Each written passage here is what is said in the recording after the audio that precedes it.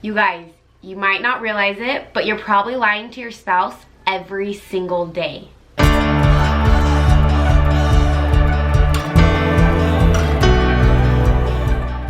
Before you watch this video, make sure to check out our last video, Stories vs. Facts, because this video will be building on the skills we used last time.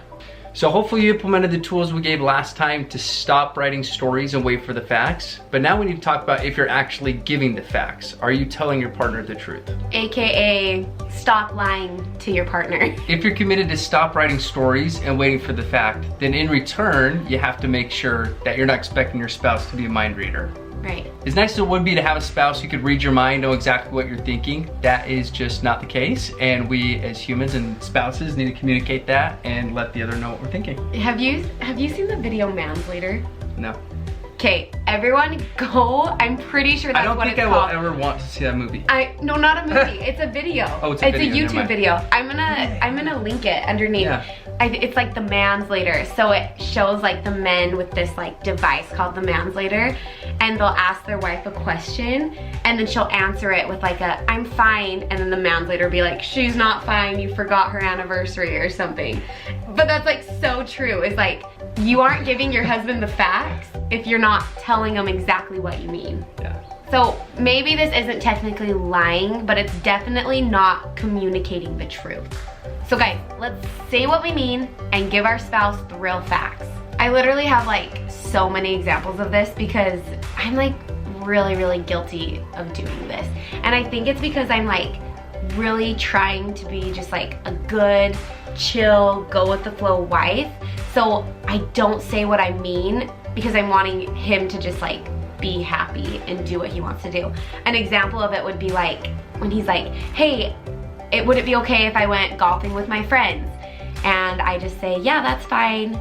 But deep down, I'm like, I really was planning on hanging out with you tonight and spending time with you. And so he's like, "Oh, she said it's fine." So he goes golfing with his friends, and then he comes home and I'm just like totally pissed off and he has no idea why. But I'm feeling all let down, but I didn't give him the facts. So a better response would be when he's like, "Hey, would it be okay if I went golfing with my friends?" A better response would be me saying, "I really was craving some one-on-one time with you. If we can't make that happen tonight, is there any way that we could make plans for tomorrow to get that one-on-one time?"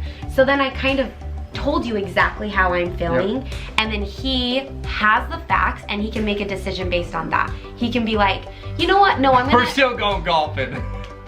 we are getting hole in one. Birdie, birdie, birdie." But then we'd hang out the next night. But at least we knew that, right? But he could say, "My friends are only going golfing tonight. They're not going the rest of the week. Like, can we make plans for tomorrow? Like, would that make you happy?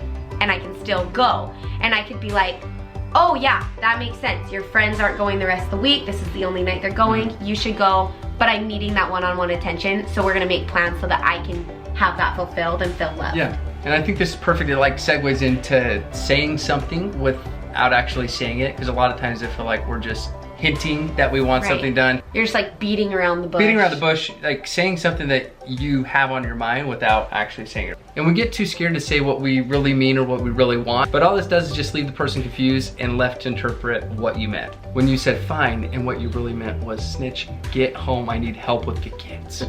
Okay. So once again, I'm definitely guilty of this. A prime example is like gifts or like events. I've been guilty of like really wanting to do something specific for my birthday, but not actually telling Ryan and just kind of hinting at it. So then he plans a birthday and I'm left kind of feeling a little let down. And it sounds so stupid and silly to say out loud, but you guys, if you're just honest about what you want and you tell your spouse your expectations and what you need, you will have such an incredible relationship and you will have the best birthday ever. So I know that Easter is coming up and it's like a teeny tiny little baby holiday, but maybe some of you need to tell your spouse, "Hey, baby, it would make me feel super duper loved if I woke up on Easter morning and I had this teeny tiny basket with a Reese's chocolate egg in it. Oh. It would make me feel really loved." And then guess what?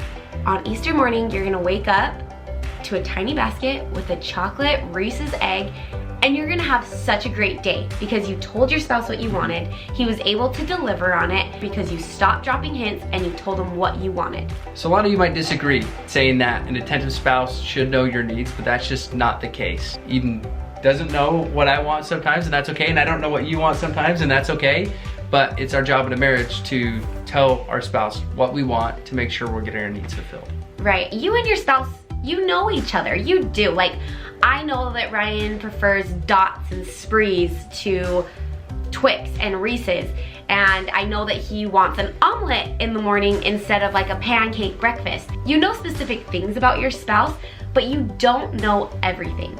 Naturally, people are evolving. We're growing as humans, as individuals in our relationships, and we're gonna have different needs and treats and favorite things throughout the way, and that's okay, but it's our job to communicate with our spouse what those needs are. Right, you can't remember every tiny little detail that develops as you're growing and changing. So I've been caught saying, if he really knows me, he'll be able to know what I want for my birthday without me telling him. Like, if he really loves me, he'd know exactly what to do for me in this situation.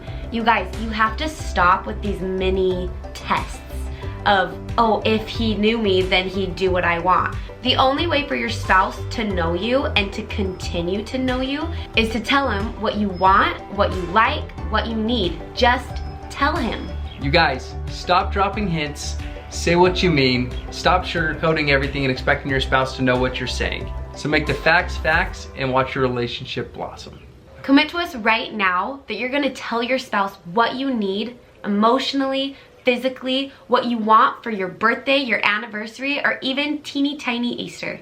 Try saying what you really mean for the next 30 days and let us know how it's changed your marriage. Yo, it's here. Give us a like, give us a follow.